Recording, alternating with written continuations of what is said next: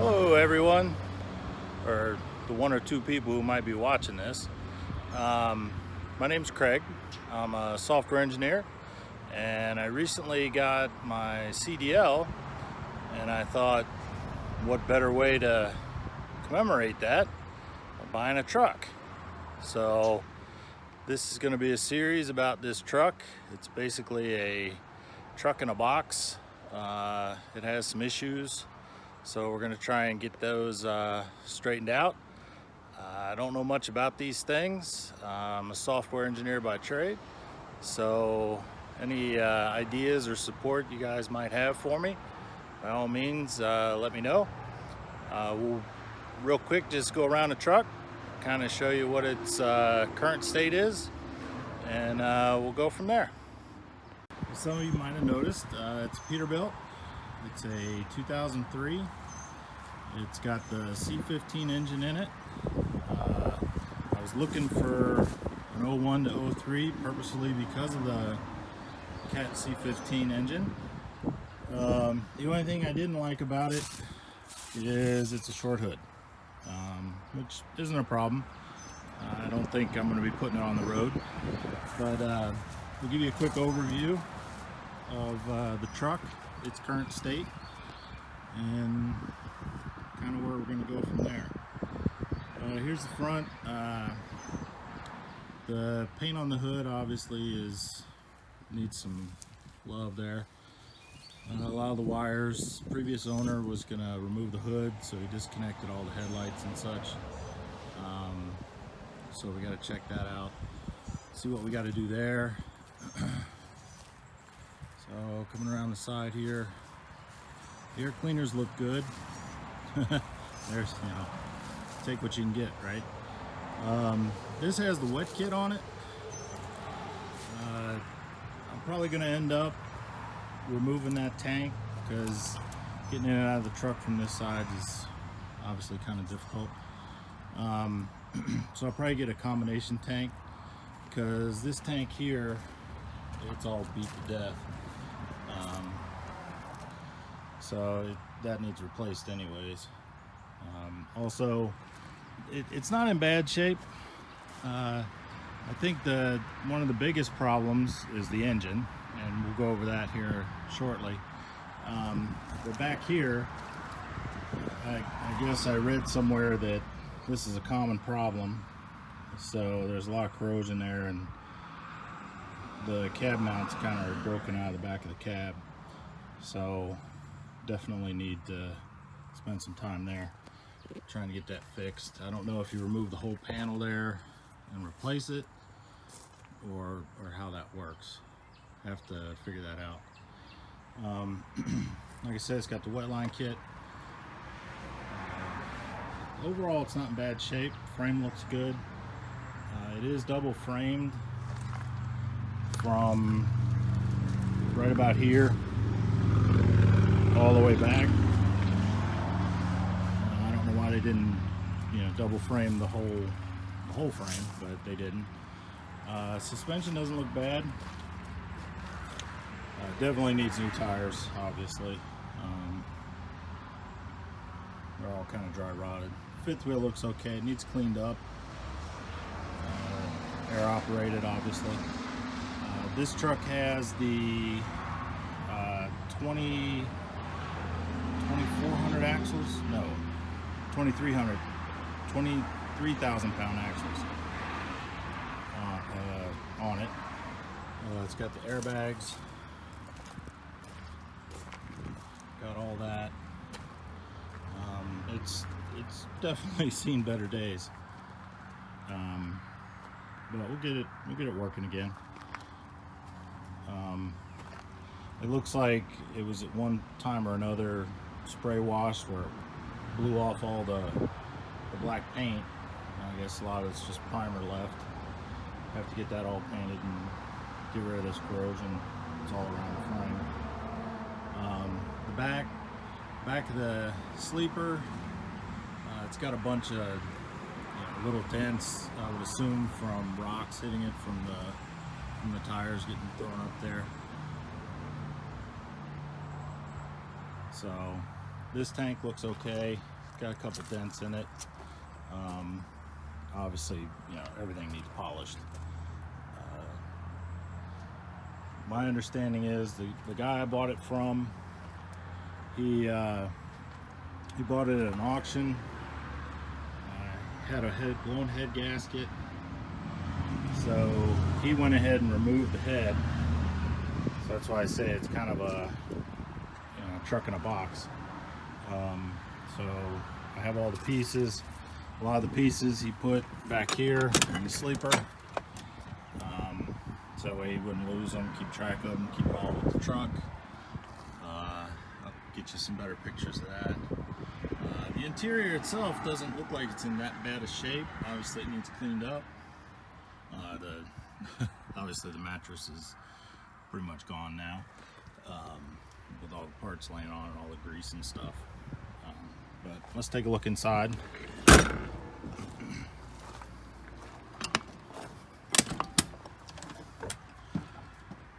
can see it's got manual roll-up windows. There's the wet kit. It's got a nice Bostrom seat in it. It's a 10-speed. Let's go ahead and get up here and take a look. Take a look around a little bit here. It's got the large assortment of gauges in it. Like I said, the interior is not that bad. Obviously there's a lot of parts in here right now. Even that seat's in pretty good shape. Moving back into the sleeper. You know, again, sorry for the lighting, but you know, not bad. Definitely some work to be done. Got to go through all these parts, see what's here, what's not, get some stuff cleaned up, and see where we go from there. I guess next I'll get the hood raised. It's missing the restraining cables, so I got to get some bins or something to support the hood. But other than that, we'll take a look at the engine. All right. So I got the hood lifted. Right now I'm just using these bins to support it. I think the guy I bought it from was planning on removing the hood. So you can see the springs and the retaining cable, they're unhooked, so I need to get those hooked back up. The other side, the retaining cable is actually broke. So here's the engine. Obviously the head's off of it. Previous owner said that 5 and 6 was where he blew a head gasket. You can see a little corrosion there from that silver. I assume that's where it was leaking. I don't know for sure. So I have the guys at Morrison's Wrecker Service in Midland. They agreed to kind of help me out with this. They know a lot of people here that can maybe help out with this. So I'm gonna reach out to them. But in some of the cylinders, you can see a crosshatch that still remains. Top of the pistons look good. They were saying that they think that maybe this was in-frame before at one point, because it's got over 900,000 miles on it. And normally a truck with that many miles doesn't have cross-hatching still in the cylinders. Top of the pistons look, you know, pretty good.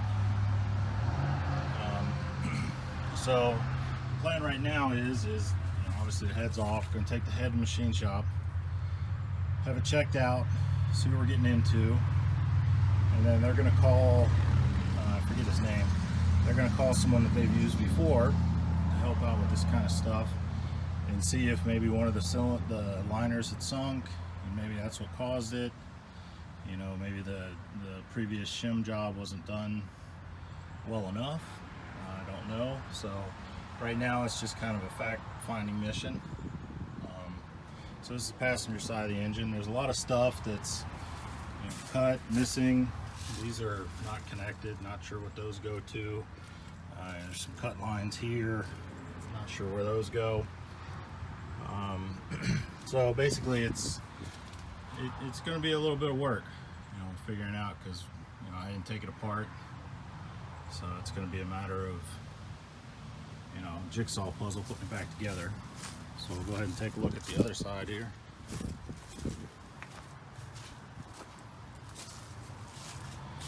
So when they took the cam out, or the head off, obviously you got to take the cam gear out. So just kind of bend it back. Not exactly sure, why they didn't just take it all off. There's probably a lot of parts there that need to come off in order to get that front cover completely off. But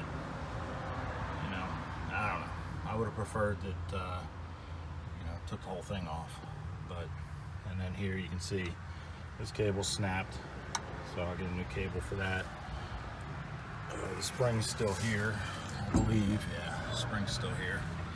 So gotta get a new cable for that side. But the suspension, it all looks good. Nothing big missing or whatever. The only thing I saw was this cross member here. It's pretty bent and beat up. I don't think that really matters. Previous owner had a mechanic come out, took a look at the bottom end, so most of the bolts are missing from the oil pan. So, gotta look at that. Probably have the Morrison's company they use come out and look at it. Probably have them look at the bottom end as well, just to make sure. So yeah, there's a lot of work here, but we'll get it done, get it back on the road.